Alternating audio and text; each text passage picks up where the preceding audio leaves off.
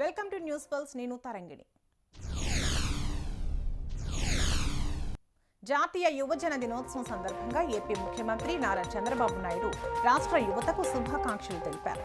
స్వామి వివేకానంద జయంతిని గుర్తు చేసుకుంటూ యువతే దేశానికి నిజమైన బలమని అన్నారు. వివేకానంద ఆలోచనలు యువతలో ఆత్మవిశ్వాసం, క్రమశిక్షణ భావాన్ని పెంపొందిస్తాయన్నారు. యువత జ్ఞానం సంపాదించి మంచి లక్ష్యాలతో ముందుకు సాగాలని సూచించారు. రాష్ట్ర పునర్నిర్మాణంలో యువశక్తి కీలకమని స్పష్టం చేశారు.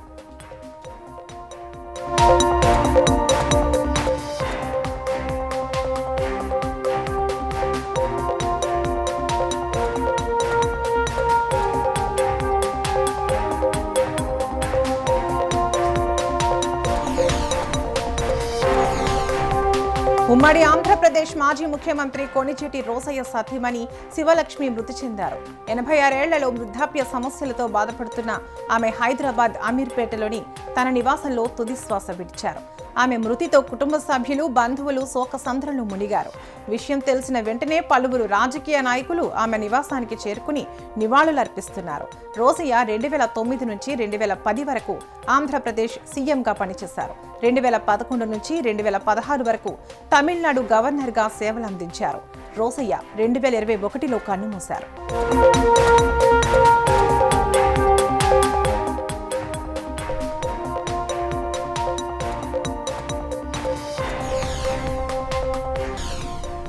సంక్రాంతి పండుగ తర్వాత మున్సిపల్ ఎన్నికల ప్రచారాన్ని ముఖ్యమంత్రి రేవంత్ రెడ్డి ప్రారంభించనున్నారు. ఈ నెల 16న ఉమ్మడి ఆదిలాబాద్ జిల్లాలో పర్యటనతో ప్రచారానికి శ్రీకారం చుడతారు. అక్కడ అభివృద్ధి పనులకు శంకుస్థాపనలు చేసి బహిరంగ సభలో ప్రసంగిస్తారు. అదే రోజు సదర్మాట్ బ్యారేజీ ప్రారంభం, చనాకా కోర్టా ప్రాజెక్టు సందర్శన ఉంటుంది.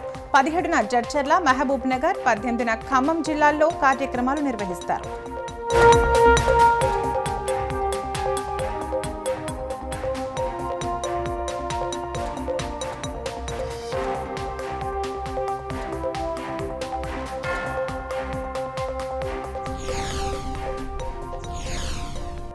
తెలంగాణలో జిల్లాల పునర్వ్యవస్థీకరణపై ప్రభుత్వం దృష్టి పెట్టింది. గతంలో కొత్త జిల్లాలు, మండలాలు ఏర్పాటు చేయడంతో కొన్ని ప్రాంతాల్లో పాలనాపరమైన సమస్యలు తలెత్తాయని ప్రజాప్రతినిధులు విజ్ఞప్తులు చేస్తున్నారు. కొన్ని మండలాలు 2 నియోజకవర్గాల్లో ఉండటం, ఒకే నియోజకవర్గం పలు జిల్లాల్లో ఉండటంతో పథకాల అమలులో ఇబ్బందులు వస్తున్నాయి. ఈ నేపథ్యంలో మార్పులు చేర్పులపై ప్రభుత్వం ప్రాథమిక స్థాయిలో కసరత్తు చేస్తోంది. అవసరమైతే మండలాలు, రెవెన్యూ డివిజన్ల కుదింపుపైన ఆలోచన చేస్తున్నట్లు సమాచారం.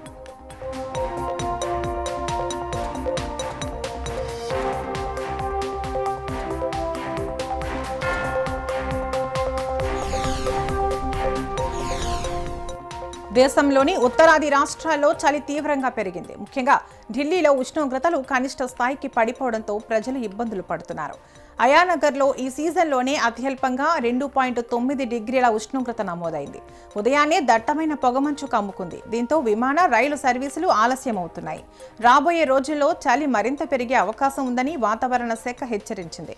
జమ్మూ కాశ్మీర్, రాజస్థాన్, పంజాబ్ రాష్ట్రాల్లోనూ ఉష్ణోగ్రతలు 0 డిగ్రీల కంటే దిగువకు పడిపోయాయి.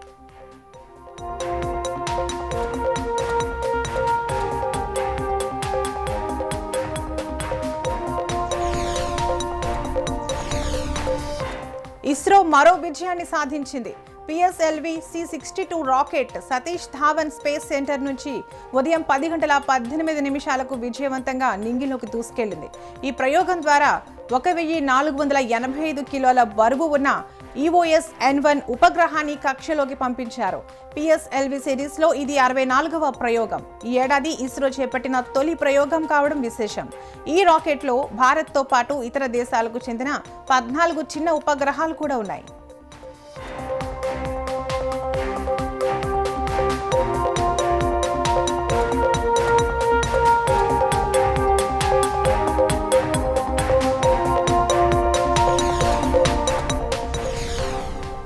అమెరికా అధ్యక్షుడు డొనాల్డ్ ట్రంప్ తాజాగా సంచలన పోస్ట్ చేశారు.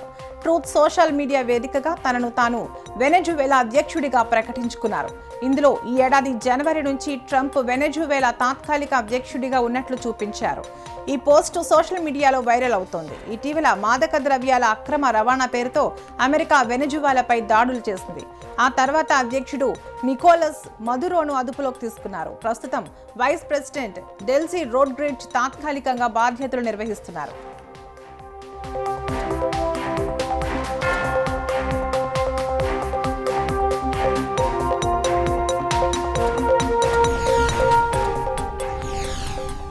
ఇరాన్లో నెలకొన్న సంక్షోభంలో అమెరికా అధ్యక్షుడు డొనాల్డ్ ట్రంప్ జోక్యం చేసుకోవడంతో అమెరికా ఇరాన్ సంబంధాలు తీవ్రంగా క్షీణించాయి. ఇరాన్లో ఆందోళనకారులకు హాని కలిగితే అమెరికా సైనిక చర్యలు తీసుకుంటుందని ట్రంప్ హెచ్చరించారు. దీంతో అమెరికా మిలిటరీని హై అలర్ట్లో ఉంచారు. ట్రంప్ వ్యాఖ్యలపై ఇరాన్ సుప్రీం లీడర్ ఖమేనీ తీవ్రంగా స్పందిస్తూ వ్యంగ్య కార్టూన్ పోస్ట్ చేశారు. అమెరికా బెదిరింపులకు భయపడబోమని స్పష్టం చేశారు. మరోవైపు అమెరికా దాడి జరిగితే ఇజ్రాయిల్పై కూడా ప్రతిదాడి చేస్తామని ఇరాన్ హెచ్చరించింది.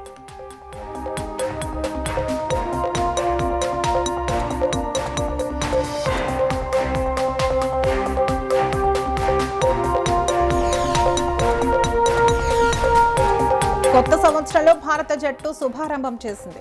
న్యూజిలాండ్తో జరిగిన తొలి వన్డేలో భారత్ 4 వికెట్ల తేడాతో విజయం సాధించింది. ముందుగా బ్యాటింగ్ చేసిన న్యూజిలాండ్ 50 ఓవర్లలో 300 పరుగులు చేసింది. లక్ష్య ఛేదనలో భారత్ జాగ్రత్తగా ఆడి చివరి ఓవర్లో మ్యాచ్ గెలిచింది. విరాట్ కోహ్లీ 93 పరుగులతో ఆకట్టుకోగా కెప్టెన్ శుభ్మన్ గిల్ 56 పరుగులు చేశాడు. శ్రేయాస్ అయ్యర్ 49 పరుగులతో సహకరించాడు. ఈ విజయంతో 3 వన్డేల సిరీస్లో భారత్ 1-0 ఆధిక్యంలో నిలిచింది.